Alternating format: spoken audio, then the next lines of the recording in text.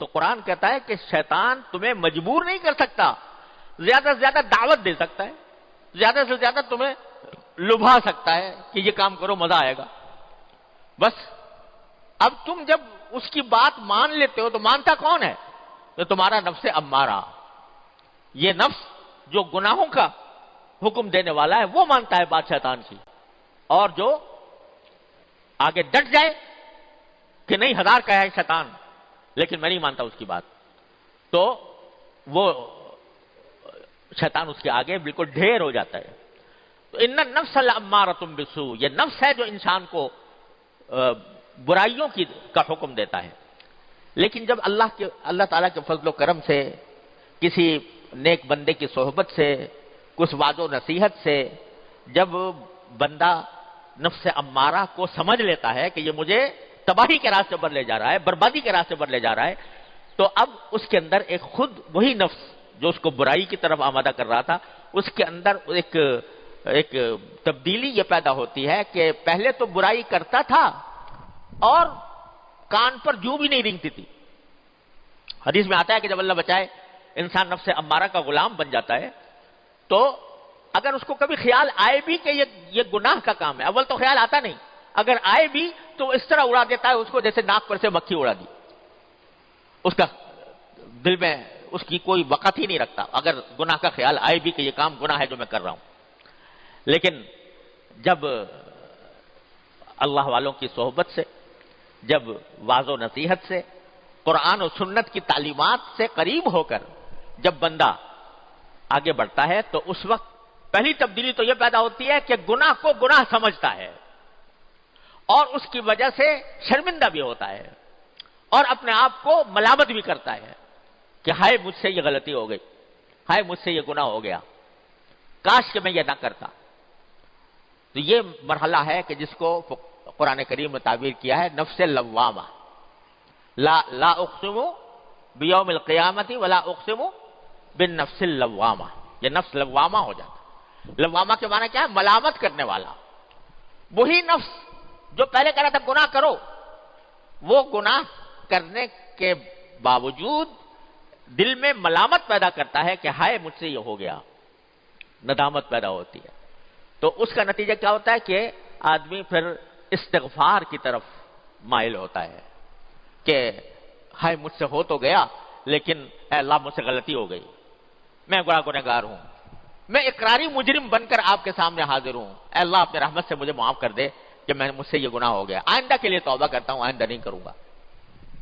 تو نفس لوامہ جو ہے وہ انسان کو نفس امارہ کی گرفت سے رفتہ رفتہ چھڑاتا ہے، رفتہ رفتہ چھڑاتا ہے۔ کس طرح چھڑاتا ہے کہ وہ آدمی جو ہے اس کے دل میں اب ندامتیں پیدا ہو رہی ہیں، پشیمان ہو رہا ہے اور آہیں بھر رہا ہے، اللہ کے سامنے بیٹھتا ہے تو رو رو کر اس سے مانگتا ہے کہ اللہ مجھ سے غلطی ہو گئی مجھے معاف کر دے، یا اللہ مجھ سے غلطی ہو گئی مجھ سے معاف کر دے، استغفار کرتا ہے۔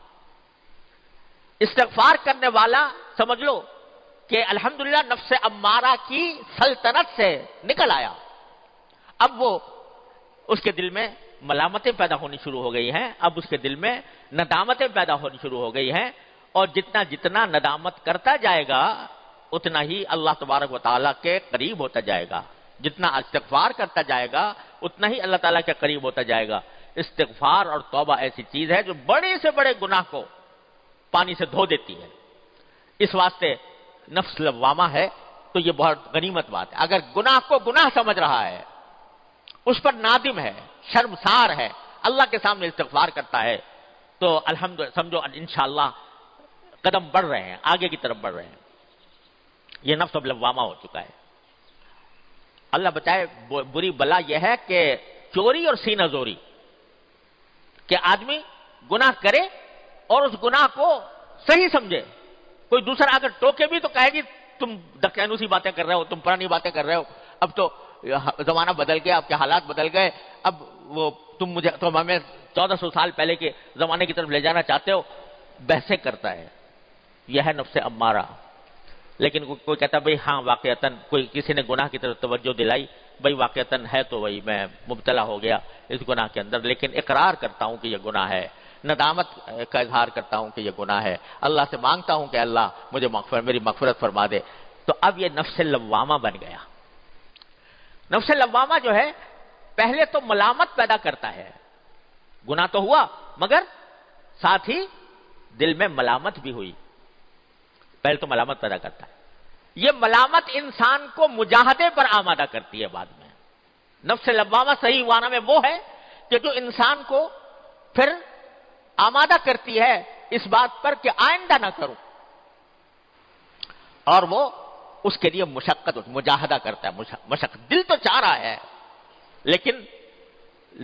رہا ہے لیکن آدمی اپنے آپ سے کہتا ہے کہ دیکھو کتنی مرتبہ مجھ سے یہ غلطی ہوئی ہے اور میرے دل نے مجھے ملامت بھی کی ہے، میں نادم بھی ہوا ہوں، میں نے استغفار بھی کیا ہے، لیکن پھر بھی میں جا رہا ہوں. آخر کوئی حد تو ہوگی اس کی، آخر کوئی انتہا تو ہوگی.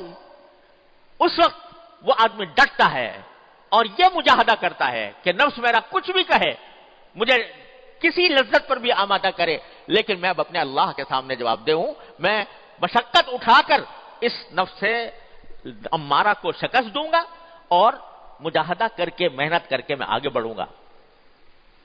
تو جب یہ مرحلہ آ جاتا ہے تو جاہدوا فی سبیلہ، اللہ کے راستے میں جہاد شروع ہو گیا، اللہ کے راستے میں مجاہدہ شروع ہو گیا، اور انسان جو ہے وہ اس پر ڈٹ گیا، کچھ ہو جائے مگر اللہ کے ساتھ اللہ کی نافرمانی نہیں کروں گا. یہ دل میں اس کے داعیہ پیدا ہوتا ہے. تو نفس لوامہ اس کو لے جاتا ہے گناہوں سے بچنے کی طرف، مجاہدے کی طرف، کہ مجاہدہ کروں گا. جب یہ مجاہدہ چلتا رہتا ہے تو شروع میں ایسا ہوتا ہے کہ انسان کی اپنے نفس اور شیطان سے کشتی ہوتی ہے، مقابلہ ہوتا ہے، اور مقابلے اور کشتی میں کبھی اس نے ڈھا دیا کبھی اس نے ڈھا دیا، کبھی یہ غالب آ گیا اور نفس امارہ کو شکست دے دی. نفس لوامہ بن گیا نا، تو اب کبھی نفس امارہ کو شکست دے دی، الحمدللہ اس پر اللہ کا شکر ادا کرتا ہے. کبھی کسی وقت موقع پاتا ہے تو وہ پھر دوبارہ ڈس جاتا ہے، دوبارہ آ کر نفس امارہ حملہ کر دیتا ہے اور یہ چت ہو جاتا ہے. لیکن چت ہونے کے باوجود اس پر سینہ زوری نہیں کرتا، دوبارہ اللہ تبارک و تعالیٰ کی بارگاہ میں حاضر ہوتا ہے. یا اللہ، میں نے ارادہ تو کیا تھا، میں نے ایک مرتبہ اس کو شکست بھی دی تھی، میں نے اپنے آپ کو مجاہدہ کرنے پر آمادہ بھی کیا تھا، لیکن پھر میں مبتلا ہو گیا اپنے نفس کے. یا اللہ مجھے معاف کر دے، یا اللہ مجھے معاف کر دے. تو کیا ہوتا ہے کہ جب استغفار کثرت سے کرتا رہتا ہے بندہ، استغفار کثرت سے کرتا رہتا ہے اور مجاہدہ کرتا رہتا ہے اور کوشش کرتا رہتا ہے، تو ایک وقت ایسا آ جاتا ہے، اور ضرور آ جاتا ہے کہ اب یہ نفس مطمئنہ بن جاتا ہے. نفس مطمئنہ، یا ایتھا النفس المطمئنہ ارجعی الی ربک راضیۃ مرضیہ. نفس مطمئنہ بننے کے کیا معنی؟ کہ اب اس میں خواہشیں ہی اچھی پیدا ہوتی ہیں. اب اس میں وہ خواہشیں جو پرانی ہوا کرتی تھیں، گناہوں کی خواہش اور معصیتوں کی خواہش، وہ خواہشیں دب جاتی ہیں. یہ سمجھ لو فنا نہیں ہوتی، لیکن دھیمی پڑ جاتی ہیں، ہلکی پڑ جاتی ہیں، اور دھیمی ہلکی پڑ جانے کے نتیجے میں جو اچھی خواہشات ہیں وہ ابھر کر آتی ہیں، اور اس کا نتیجہ یہ ہوتا ہے کہ آدمی بڑا اطمینان کی زندگی گزارتا ہے. الحمدللہ میں اپنے رب کے آگے سرخ روح ہوں گا انشاءاللہ. یہ نفس مطمئنہ ہے. آخر میں جا کر نتیجہ یہ نکلتا ہے، شروع ہوا تھا نفس امارہ سے اور انتہا ہوئی آ کر نفس مطمئنہ پر. لیکن کس طرح ہوئی؟ مجاہدے سے ہوئی، کوشش کر کے ہوئی. ہاتھ پہ ہاتھ دھر کے بیٹھ جائے آدمی اور یہ چاہے کہ میں چھلانگ لگا کر نفس مطمئنہ پیدا کر لوں، یہ نہیں ہو سکتا. ان مدارج سے گزرنا پڑے گا. ان مدارج سے گزرنے کے لیے مجاہدہ کرنا پڑے گا، اپنے آپ کو تیار کرنا پڑے گا، مشقتیں اٹھانی پڑیں گی. اور اس میں اگر دل ٹوٹتا ہے تو ٹوٹے، آرزویں برباد ہوتی ہیں تو ہوں، تمنائیں پامال ہوتی ہیں تو ہوا کریں، لیکن میں اپنے اللہ کو راضی کرنے کے لیے تیار ہوں. تو یہ سارے مدارج ہیں جن سے انسان گزرتا ہے تو اس کو نفس مطمئنہ حاصل ہو جاتا ہے. اور قرآن کریم کہتا ہے کہ جب نفس مطمئنہ حاصل ہو جاتا ہے اور اس انسان کا انتقال ہوتا ہے، جب اس کو موت آتی ہے، تو یہ کہا جاتا ہے کہ یا ایتھا النفس المطمئنہ ارجعی الی ربک راضیۃ مرضیہ، یہ آواز آتی ہے باقاعدہ، یہ اعلان ہوتا ہے کہ اے نفس مطمئنہ اب اپنے پروردگار کی طرف لوٹ جا، ایسی طرح لوٹ جا کہ راضیۃ مرضیہ، تو اللہ سے راضی اور اللہ تجھ سے راضی، فادخلی فی عبادی وادخلی جنتی، اب میرے بندوں میں داخل ہو جا، اب میری جنت میں داخل ہو جا۔ تو یہ سارا کچھ جو ہوتا ہے نا بھائی، یہ مجاہدے سے ہوتا ہے۔ مجاہدہ کیا ہے؟ کہ نفس کی خواہشات کی خلاف ورزی کرے انسان اور اپنے آپ کو روکے، گناہ سے روکے۔ جب گناہ کا تقاضا پیدا ہو تو اس سے چاہے کتنا ہی دل مچل رہا ہو، لیکن آدمی زبردستی کر کے اس سے اپنے آپ کو روکے، اور اگر کبھی پھسل جائے تو فوراً اللہ تبارک و تعالیٰ کی بارگاہ میں حاضر ہو کر استغفار کرے، توبہ کرے، غلطی پر اصرار نہ کرے۔ کتنا پیار سے اللہ تعالیٰ فرماتے ہیں والذین اذا فعلوا فاحشۃ او ظلموا انفسهم ذکروا اللہ فاستغفروا لذنوبهم ومن یغفر الذنوب الا اللہ ولم یصروا علی ما فعلوا وهم یعلمون۔ کیا پیار سے فرما رہے ہیں اللہ تعالیٰ کہ جن سے کوئی بے حیائی کا کام ہو گیا یا انہوں نے اپنی جانوں پر ظلم کر لیا، جانوں پر ظلم کرنے کے معنی کوئی گناہ کا ارتکاب کر لیا، تو کیا ہوگا؟ فاحشۃ او ظلموا انفسهم ذکروا اللہ، اس وقت بھی وہ اللہ کو ذکر کرتے، اللہ کو یاد کرتے ہیں، فاستغفروا لذنوبهم، اپنے گناہوں کی معافی مانگتے ہیں۔ ومن یغفر الذنوب الا اللہ، اور اللہ کے سوا کون ہے جو ان کے گناہوں کو معاف کرے؟ ولم یصروا علی ما فعلوا، اور جو کچھ گناہ کر بیٹھے تھے اس کے اوپر اصرار نہیں کرتے جان بوجھ کر، تو ان کو اللہ تعالیٰ نے تعریف کے پیرائے میں بیان فرمایا ایسے لوگوں کو کہ جن سے گناہ سرزد ہو اور وہ استغفار کی طرف متوجہ ہوں، توبہ کی طرف متوجہ ہوں، اور پھر اللہ تبارک و تعالیٰ کی بارگاہ میں حاضر ہو کر اپنی گناہوں کی معافی مانگے۔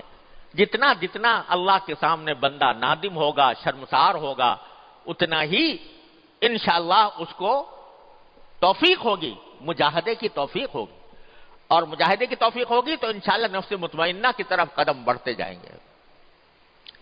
یہ جو ہے نا استغفار، اس کو معمولی بات نہ سمجھو، اور اپنے گناہوں پر حسرت اور ندامت اس کو معمولی بات نہ سمجھو۔ یہ جو ہے یہ انسان کو بالآخر انشاءاللہ نفس مطمئنہ تک پہنچائے گی، ضرور پہنچائے گی۔ ہمارے بزرگ تھے حضرت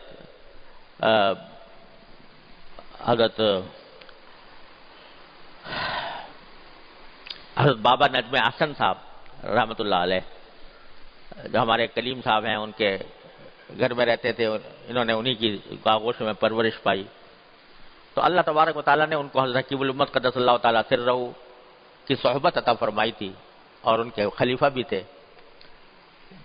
بظاہر تو جدید تعلیم یافتہ تھے، کوئی باقاعدہ درس نظامی پڑھے ہوئے نہیں تھے، لیکن اللہ تعالیٰ نے حضرت حکیم الامت کی صحبت نصیب فرمائی تو اللہ تعالیٰ نے ان کو خلافت بھی عطا فرمائی۔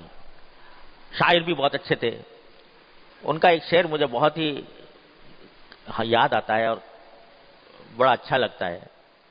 وہ فرماتے ہیں کہ دولتیں مل گئی ہے آہوں کی، دولتیں مل گئی ہے آہوں کی، ایسی تیسی میرے گناہوں کی۔